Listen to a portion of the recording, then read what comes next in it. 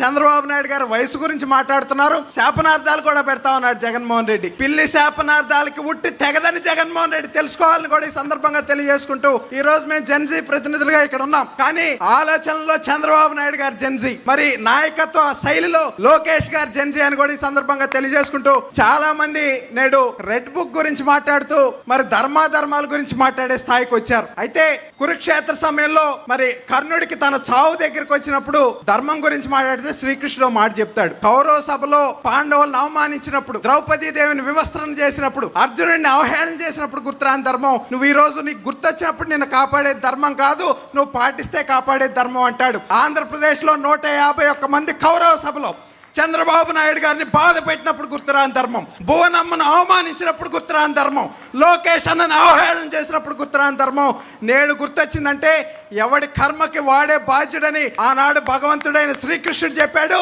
ఈ రోజు ప్రజాస్వామ్యబద్ధంగా దాన్ని లోకేష్ అన్న అమలు చేస్తాడని ఈ సందర్భంగా తెలియజేసుకుంటూ